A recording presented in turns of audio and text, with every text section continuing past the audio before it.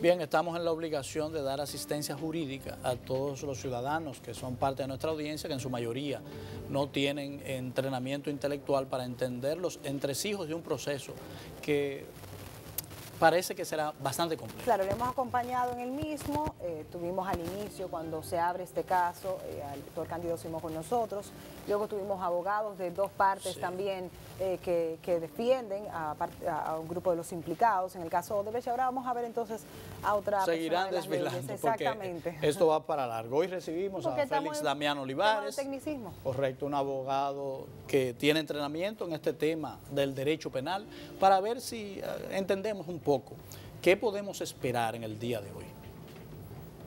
Buenos Félix, días. Buenos días. Es un placer y nada, estoy a la disposición para ver qué preguntas o qué planteamientos podemos tratar de esclarecer. Por ejemplo, hoy, inicio... Claro, dale. Hoy a las 10 está convocado todos los encartados para conocerle la medida de coerción. Ya se supone que tienen conocimiento de las acusaciones particulares a cada uno de ellos. La audiencia pública ha observado a través de los medios de comunicación algunas puntualizaciones de errores. ¿Qué podemos esperar que el juez decida en cada caso? Vamos a ver. Sí.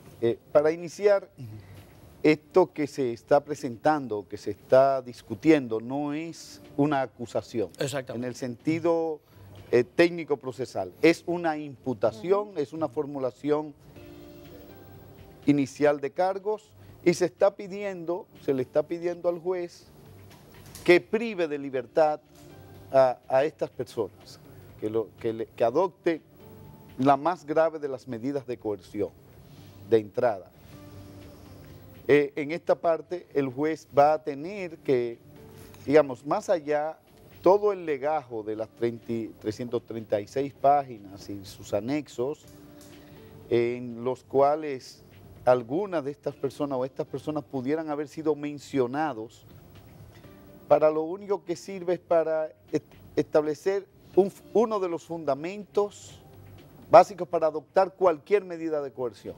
Es decir, si nosotros leemos el artículo 227 del Código Procesal Penal, y no quiero ir a los detalles muy técnicos, lo primero es que para una persona solicitarse la medida de coerción se tiene que plantear que está vinculado, que existen elementos mínimos para vincularlo, sea como autor o como partícipe de un hecho penal. Pues cualquiera que este sea. Cualquiera que este sea. Y de otro lado está el hecho de que exista el peligro concreto de fuga. Y finalmente, que este hecho esté castigado con medida de privación de libertad. O sea, que está castigado con una pena privativa de libertad. Porque si el hecho está castigado con una multa o con otro tipo de sanción, no se autoriza el encierro, ni las medidas de coerción de otro tipo. Eso es por un lado. Por otro lado, ¿qué factores va a considerar el juez? Precisamente el peligro concreto de fuga. ¿Y cómo se va a establecer esto? Hay una disposición, que es el artículo 229, que ofrece, digamos, los parámetros generales de cualquier medida de coerción. Digamos, la existencia o no de arraigo de la persona. Si la persona es un trashumante, si es una persona que no se sabe si viene o si va, que no tiene vínculos sociales, que no tiene vínculos familiares, etcétera, se establece ahí una presunción razonable de peligro de fuga, y así hay toda una serie de parámetros. No es difícil colegir que la mayoría de estas personas tienen arraigo. Exactamente. O sea, que no califican como un riesgo potencial de fuga. De entrada. O sea, es evidente. Sí, por lo que hemos hablado, Claro. tienen sus negocios aquí, sus familias aquí. Hay otros criterios. Y desean defender su honor aquí, porque... Claro. Porque fuera de Lo contrario, en otro momento se hubiesen ido. y eventualmente fuera de aquí no son nada. Las personalidades Correcto, que son aquí, no tienen la importancia. Tienen mucha razón para permanecer. Entonces, Por la razón por la que estamos aquí también. Correcto. Hay quienes, o sea, hay otro criterio que es la gravedad del hecho que se le imputa y el daño a resarcir, pero este criterio tiene una dificultad, que es la misma dificultad de todas las medidas de coerción y dentro de ella la prisión preventiva, que es que choca con el estatuto jurídico de inocencia y el derecho al juicio previo. ¿Por qué? Porque el encierro preventivo no se diferencia cualitativamente de lo que es la condena. Sí, es un encierro. Y más cuando te piden 18 meses, que es otra cosa que tú me tienes que explicar. Es correcto. Yo no había escuchado una petición de esa temporalidad. Con los juristas que hemos hablado, se encuentran en la misma posición que tú. ¿No recuerdan un caso donde se haya aplicado? Correcto. Sí, hay casos en los que se solicita 1 año de prisión preventiva. Correcto, eso sí lo he etcétera. escuchado. En este caso, como es un caso complejo y el límite de la prisión preventiva en los casos complejos es de 18 meses, prácticamente. Pero de un solo tirón, porque yo había escuchado que puede pedirse 1 año y entonces luego una extensión del plazo, pero no había escuchado consolidado 18 Pero meses. es que en todo caso, las medidas de coerción, en este caso la medida de prisión preventiva tiene que ser revisada cada 3 meses. Correcto, sí. Es decir, que a los efectos Es siempre será revocable, siempre es provisional, pero sí plantea un tema, es que prácticamente es una pena. O sea, sus dimensiones es la de una pena casi criminal. Las penas criminales inician de los 2 años en adelante. Ya es prácticamente una sentencia lo que se procura por esta vía, Claro, porque 1 año y independientemente Decidiendo. de que sea revisable. Pero ¿qué ocurre? La misma ley, o sea, estamos haciendo alusión, primero tenemos que hacer alusión al principio, a lo que dice la Constitución y a lo que dice el artículo 222. Las medidas de coerción son excepcionales. Lo normal, digamos, la regla es que cada persona puede esperar el juicio en la mecedora de su casa, sea en la galería o sea en la enramada en el patio. Siempre y cuando no constituye un peligro de reincidencia en ese periodo. Por ejemplo, si estamos hablando de un asesino múltiple, evidentemente que usted lo va a dejar encerrado. Correcto, pero ya ahí estamos partiendo de una presunción de culpabilidad porque es un asesino confeso o es un hecho flagrante o es un hecho que es innegable. Que es incontrovertible el riesgo que es para la sociedad. Correcto, entonces hay otros criterios como son la obstaculización de la investigación, pero esto tiene un tema y por eso en su versión original el código no, aunque se discutió y se examinó, dice, bueno, pero es que el Estado debe investigar primero y arrestar después, pero supongamos que sea una situación incidental, una situación surgida que no ha habido una investigación, sino que ocurrió un hecho. Que lo tomó por sorpresa. Que lo tomó por sorpresa y entonces el Estado tiene que desarrollar una investigación. Entonces, ¿qué tendríamos? Tendríamos que el Estado tiene que tener los mecanismos para evitar, para asegurar los medios de prueba, para proteger al testigo, por ejemplo.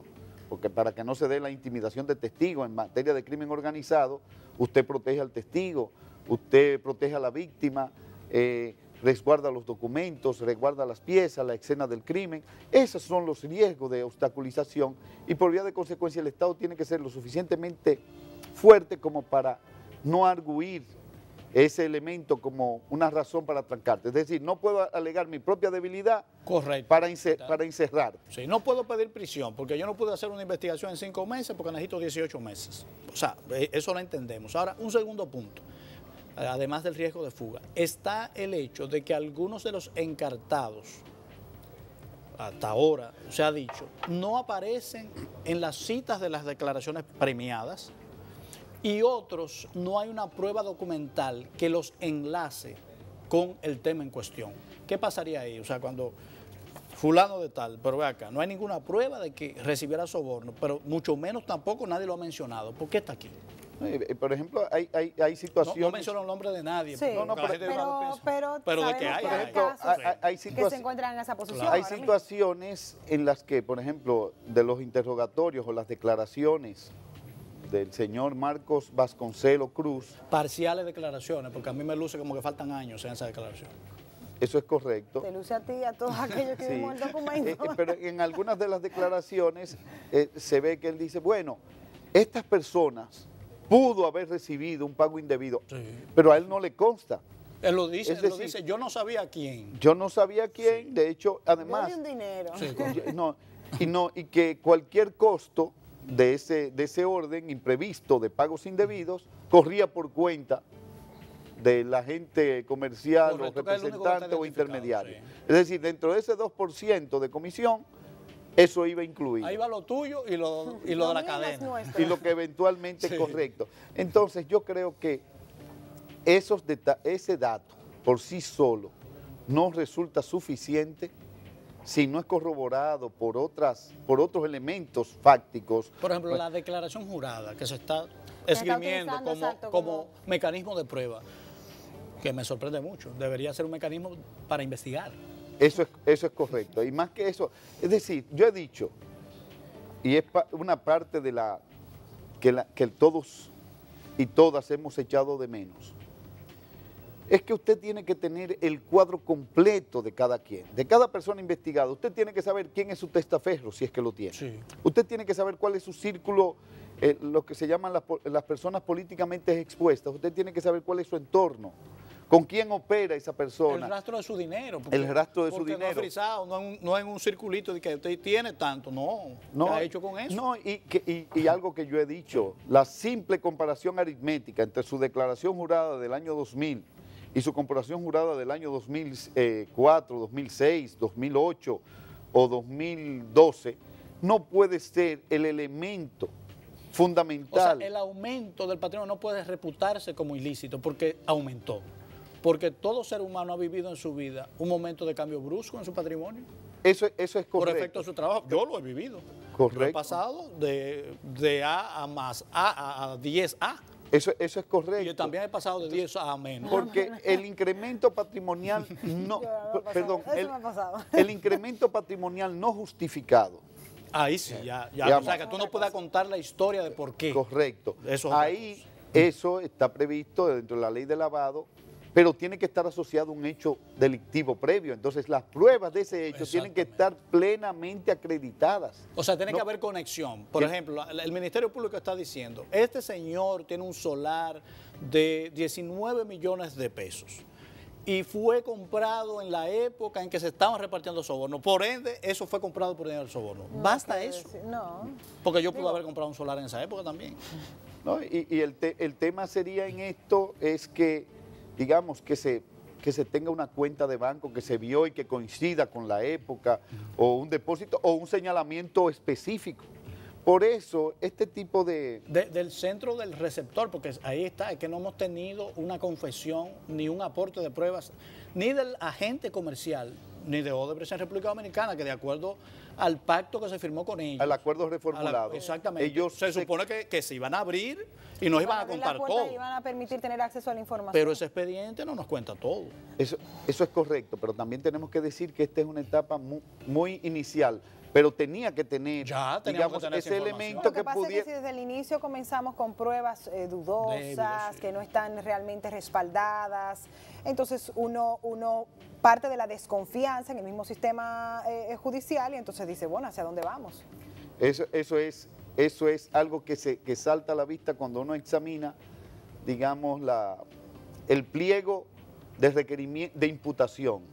El requerimiento de imputación podrá ser voluminoso, pero no es sustancial ni preciso en muchos de sus elementos. Y hay un tema que hay que plantearse.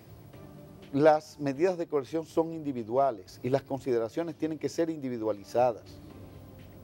Tienen que ser, digamos, examinadas en concreto. No se puede ser de manera, bueno, vamos a darle el mismo tratamiento a todas las personas. Eso no se puede. No, porque hay condiciones jurídicas diferentes. Por ejemplo, el tema de la prescripción. Hay algunos de los hechos que datan de un periodo superior al que reconocen nuestras normas como perseguible en la justicia, más de 10 años. Y en términos de soborno, o sea, hay algunos de los encartados que se les acusa de haber sido sobornados precisamente hace 15 años o 14 años. ¿Qué pasaría en ese caso? Vamos a suponer que haya indicios, pero prescribió. Mire, ellos pueden perfectamente los abogados alegar lo que se llama la excepción de falta de acción. Es decir, ellos no tienen que esperar a ser encarcelados o ser privados de su libertad o de cualquier modo afectados para oponer la excepción de falta de acción. Y se opone la falta de acción, una de los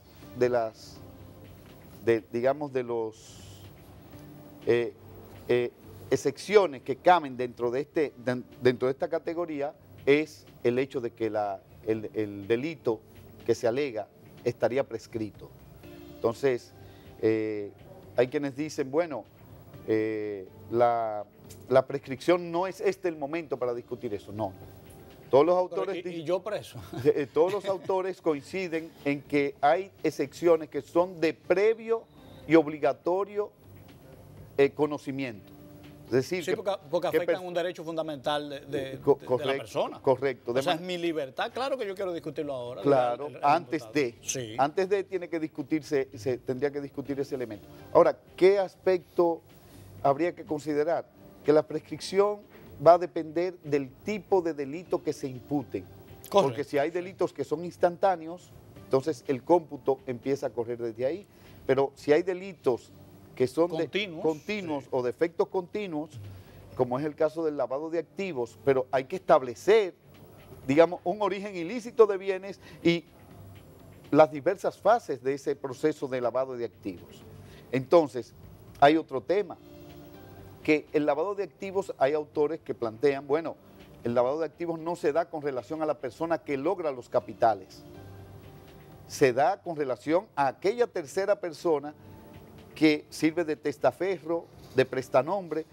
¿Por qué? Porque precisamente el lavado de activos, por definición, que lo introducen en la dinámica legal del comercio. Es el alejamiento, el proceso de alejamiento de los capitales de aquella persona que los logró para darle, digamos, apariencia de legalidad. Eso es la legitimación de activos o el lavado de dinero. El lavado de activos pudiera ser una donación de campaña recibida de fondos ilegales que luego engrosa el presupuesto de campaña de una organización política que compra espacio mediático y entra al sistema ese dinero. Ahí hay lavado de activos. Claro, ahí hay un lavado de activos. Sí. Entonces, pero ahí se requeriría, por ejemplo, en un hecho que ya fue admitido, yo quiero puntualizar ahí, el que se supiese en las sabiendas de que esos fondos tenían un origen ilícito. Correcto, pueden alegar ignorancia. Yo no sabo, pueden decir yo no sabo. Yo no sabo. Yo no sé cómo salió ese dinero, llegó ahí y yo lo vi y nada, yo no me lo dieron, me dijeron que yo... Es como cuando uno se encuentra 1.000 pesos que yo comprara estas 1.500 vallas y estas 100 jipetas y la pintara de X color. Y yo entendía que fue trabajando, que tuvo ese dinero. Y que no era cambio de nada. De nada, que yo no tenía que hacer nada, que ese dinero era... Que ese cañoncito no tiraba. Sí, pero Lili nos enseñó que tiran todos los cañones. Sí, entonces... ¿Cómo decir? En ese escenario deberíamos esperar que el juez evalúe cada una de esas situaciones y a partir de esas evaluaciones tome una decisión. Tome una decisión que no es un punto final. Pudiera ser un punto final en el caso de esa excepción, que es una excepción dirimente, extintiva, como correcto, la prescripción. Este individuo ha sido presentado aquí y el tipo penal que se le aplica prescribió hace 10 años, bueno, con dolor de mi corazón, váyase a su casa. El juez no puede hacer otra cosa, ¿verdad? Y habrá quienes dirán, bueno, no, pero es que la ley modificó ese aspecto de la prescripción y establece que cuando los tratados internacionales, y por ejemplo se ha suscrito la Convención de las Naciones Unidas contra la Corrupción, en donde se plantea que los estados asuman como imprescriptibles los delitos de corrupción. Pero hay un principio fundamental y es que se aplica la norma más favorable al reo. Eso es correcto. Porque si no se le violentan sus derechos fundamentales. Y ahí es que se complica esto y que la gente para establecer una posición tiene que dedicar un esfuerzo. No podemos ser pasionales y pedir picotas y cosas. O sea, lamentablemente vivimos en un orden jurídico y todo tiene que hacerse en función de la ley, no en función de lo que yo crea. Lamentablemente no, eso es... Bueno, yo lo digo lamentablemente para muchos, porque para mí no, para mí gracias a Dios, pero lo digo en función de muchos. El problema es el orden jurídico de aquí. Que lo que quieren ver gente trancada. Sí. No importa cómo sea. No, y como bien menciona Homero, es ideal que vivamos en este orden jurídico. El problema es que hay una desconfianza hacia el sistema judicial. ¿Por qué? Porque hemos visto a lo largo de los años cómo hay una irresponsabilidad de parte de muchos de los actores, o sea, jueces que finalmente se compran o fiscales por amistad. Hemos visto muchísimos casos y usted sabe porque pertenece a este grupo judicial, de que esas cosas sí se dan. Entonces, imagínese usted cómo confiamos por ejemplo, en esa justicia. ¿Cómo enfocar el juez? Voy a mencionar este caso particular porque me ha llamado mucho la atención. El pliego de imputaciones indica que uno de los reos, el ingeniero Roberto Rodríguez, depositó 100 millones de pesos, lo dice el documento de 336 páginas. Pero ahora se dice que el depósito ni siquiera fue en la fecha que indica el pliego de acusaciones y que no fue en la cantidad que dice la acusación, sino que fueron 500.000 pesos, 1 millón de pesos en un día. Un error importante, ¿verdad?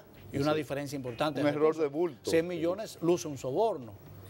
500.000 pesos, realmente usted vende 5 vacas buenas. Para los montos que se están manejando, no parece. Exactamente. O sea, ¿cómo el juez manejar esa situación? Cuando este individuo le diga, no, mira mi certificación del banco ahí. Eso es lo único que hay conmigo. ¿Cómo maneja el juez esa situación? Claro, el juez tendrá que evaluar, tendrá que descartar. Si tú fueras juez, ¿qué tú harías?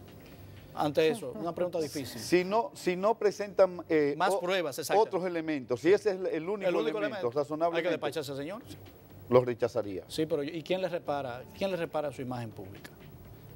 Porque ahí voy a entrar, porque lo jurídico ya está clarísimo. Voy a entrar en el tema político, porque como es un caso de políticos, claro, no se puede decir que no puede tener un sesgo político. Todos sabemos la tendencia que hay en el poder de manipular todo para beneficio político. Escuché en una entrevista que se te hizo en un medio que tú decías que este caso, por esas características, iba a terminar resolviéndose en una negociación política. ¿Puedes explicarme esa idea? Porque esa no es la aspiración de la gente. No, lo que yo decía, tal vez o traté de explicar. ¿Le gusta la negociación? No. Lo que yo traté de bueno, explicar. a veces hay que negociar. ¡Ay, las negociaciones suyas! Lo que yo traté de hecho yo no participé. No, gloria a Dios. Lo que yo decía era que este proceso estaba tensionado. Por un lado, por las legítimas aspiraciones de justicia, correcto, de sanción que continua, tenemos todo, yo la tengo también. que la tiene la sociedad, y los principios del debido proceso. Es decir, que no todo vale para lograr ese fin. Ese es un primer tema. Y lo otro que yo decía, que la situación de los encartados, de este primer grupo de encartados, que esperamos que sea solamente un primer grupo, nosotros no esperamos lo mismo, de encartados, porque no se puede decir que son todos, que están todos los que son. Definitivamente, okay, sí, nosotros apelamos a que la investigación... Una danza de los millones como esa, no fueron entre esos 14. Arroje los nombres para que realmente se haga justicia, porque nosotros lo hablábamos eso. Al final, muchas veces por las mismas emociones caemos en el error de entender que un caso como este se resuelve porque 2 o 3 personas paguen una consecuencia, cuando sabemos que es un sistema que debe ser saneado. Entonces, por eso nos gustaría que este proceso de investigación arroje el resultado justo. Porque eso es lo que se debe buscar, eso es lo que se debe aspirar. Eso es correcto. Entonces, lo que yo decía, estimado Homero y Lorena, eran dos hechos. Esa primera tensión y el hecho de lo que iba a definir la corriente, la posición, digamos, tanto del Ministerio Público como la misma decisión del juez, y en las partes y a partir de los debates que se produzcan, en esta primera etapa, iba a ser las negociaciones tras bastidores. Digo, ya lo estamos viendo. Que se producirían entre los poderes políticos, entre el grupo de Lionel, entre el grupo del presidente Danilo Medina, entre los grupos del PRM, todas las presiones, los cruces de llamadas, las intermediaciones. De hecho, hay algunas personas, porque hay que leer entre líneas aquí en los actos, piensan que algunos de los encartados, por la dimensión política que tienen, están colocados en esta situación precisamente para negociar con la oposición y permitir salvando a los inocentes que no debieron estar ahí, salvar a los culpables que sí deben estar ahí. O sea, yo voy a negociar, pero dejemos así. Te libero el tuyo que no tiene que estar aquí, pero déjame el mío que debería estar. Se hablan también dentro de un mismo grupo político. Ah, sí, sí, es un mismo partido también. Muchos de los imputados dicen que no tenían noción de lo que estaba aconteciendo. Y bueno, vemos la misma reacción del mismo ministro, Temístocles Montaz, que se siente totalmente sorprendido. Y lanzó un petardo. Y lanzó exactamente un petardo. Que ha tenido repercusiones. Ha tenido repercusiones así. Provocó reuniones de alto nivel que era difícil. Y de hecho, por ejemplo, en el caso de Juan Temístocles Montaz, se le pudiera atribuir, bueno, es un técnico privilegiado por los salarios que tiene, porque el clan Montaz forma parte de la estructura, digamos, del Estado desde el 96. Hay que recordar que él dijo en una oportunidad, de los 3 que armamos este proyecto, es verdad, todo el mundo 2 ya han llegado a presidente, el Sí. único que no ha llegado a presidente Sí. soy yo. Es decir, que él es... Ellos eran los 3 que tiraron a Pedro en el pozo. Correcto. El problema es que han terminado a rabazo los 3. Y en esa línea El sí, poder divide las El amistades poder. más profundas. estaban enfrentados, Y el dinero. Sí. primero se enfrentaron contra Lionel y ahora se dividen los 3. Sí, el primero que con se esta puso... situación. Bueno, porque le hizo una bellaquería a los otros 2, porque hay que decir las cosas como son. Con ¿verdad? esta Sí, situación. porque el poder ciega. El primero que llegó le gustó Sí. y quiso seguir, entonces violó el pacto con los otros 2. Los otros 2 se quedaron amiguitos. Llega el segundo, pero le gustó el segundo también y quiso quedarse, entonces los 3 han terminado enemiguitos, porque Claro. es que han mostrado la misma debilidad. Sí. Yo no sé qué tiene esa La silla. silla. Sí, Es que esa entonces- silla es cómoda, parece que le ponen No como entiendo. algo Entonces, abajo. en definitiva, lo que Un yo masaje decía, como la de Panamera. lo que yo planteaba era que esas tensiones iban a jugar un rol. ¿Por qué? Porque hay un dicho en derecho, una expresión, que el interés es la medida de la acción. Y a veces el Ministerio Público, que es, digamos, el actor más politizado de todo el sistema, juega esas presiones y el juez interpreta. A mí me ha dado esas la impresión, tú presiones. sabes que se habla... Por más conservador, por más aséptico que sea el juez, Es que un ser humano. es un ser A mí me ha humano. dado la impresión, ¿sabes? Que se habla de la metáfora, la mano larga de la justicia, como para decir que nadie se escapa a la justicia. Pero aquí es una mano ñoquita, porque no va lejos. Ay, no. Ay, no. ¿Tú entiendes? No va lejos. No, es El cierto. largo brazo de la Sí, ley. aquí no es largo, aquí es Sí, corto. bien corto, y por El lo mismo Ministerio que Público tiene un hablamos. brazo corto porque que Pero se porque la quedó. corrupción ha permeado. Se el quedó mismo como Poder en Judicial. estadísticamente, como un 12% de todo el libro. Y excluyó el restante porcentaje, el grueso del pastel. No, pero es que... Por ejemplo, no hay nadie encartado de dimensión del periodo 2012-2015 en el que hay 57 millones de dólares de soborno. No va a decir que Tommy El Galán 61% de la y Valentín fue que recibieron todo ese dinero. No, y más que ello, todo el mundo sabe cómo ha venido, cuáles han sido las prácticas Claro. y que han venido operando, digamos. Y Todo el una- mundo sabe cómo se bate el cobre aquí. y una de las cosas por las que este proceso es interesante desde el punto de vista de la sociedad es por los cambios institucionales que pueda producir y las prácticas, el quehacer de la política, que sea diferente, que el funcionario público sepa que los beneficios que puede recibir de la función, más allá del prestigio por hacerlo bien, son los beneficios que están pautados en la ley. No pueden aspirar a más allá.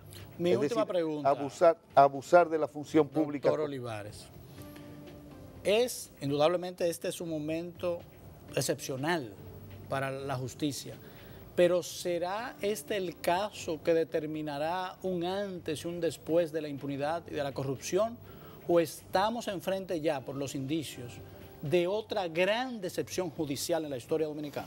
No, yo creo que tendríamos que aprovechar. O sea, No, eso yo tendríamos lo creo también, pero que no lo estamos haciendo. Tenemos que aprovechar, ¿para qué? Para que no hayan exclusiones odiosas, para que no se aplique a partir de un criterio convenienciero, de conveniencia, Sí, sí. Escoger chivos expiatorios para equilibrar Pero solamente. que ya se hizo, eso es lo que se Sí, está pero haciendo. todos esos entuertos se pueden corregir. Esto que tenemos no es definitivo.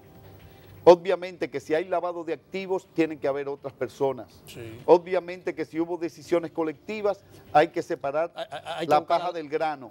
Sí. Es decir, hay que hacer ese trabajo. Hay mucho por hacer en materia de esfuerzos contra la corrupción y también tenemos que olvidar, no podemos olvidar que hay otros muchos casos Y hay muchos porque es un otros sistema. casos. No es solamente Odebrecht. Tenemos muchos otros casos que están pendientes de ser conocidos. De hecho, Odebrecht no es la única empresa brasileña que ha construido, y además hay otras nacionales que hacen el mismo esquema. Correcto, y entonces con más éxito. Porque y entonces está el tema, digamos, del CEA, los tucanos, porque los tucanos no se pueden quedar. Hay otros senadores, pero ese tuvo suerte en la justicia, que manejaron miles de millones de pesos, ¿no? Eso es correcto, y estuvieron involucrados en todo este tema. Y la justicia se utilizó como una lavandería, y le lavaron la fortuna. Esas son las cosas por las cuales la población debe mantener el nivel de presión, pero no con galloloquismos, como tú decías. No, yo no estoy de acuerdo. No con aventurerismo. No. Es con Sensatez y prudencia. Posiciones sensatas y más que sensatas, puntuales, de seguimiento, de acompañamiento. Nada evita que una organización, y digamos Manuel Jiménez ya lo hizo, pueda querellarse de manera formal a propósito de todas estas situaciones. Pueda querellarse y participar en el proceso y acompañar el proceso, pero no hacerlo sin agotar una investigación previa, sin agotar una documentación previa, porque ya se ha visto que no solamente se puede adherir o montarse en la frágil barca del Ministerio Público, porque pudiera zozobrar. Eso es así. Bueno, nos quedamos ahí, vamos a ver qué pasa en el día de hoy. Hoy a las 10 conoceremos este paso. Sí. Esto será, definitivamente será una larga novela. Así es.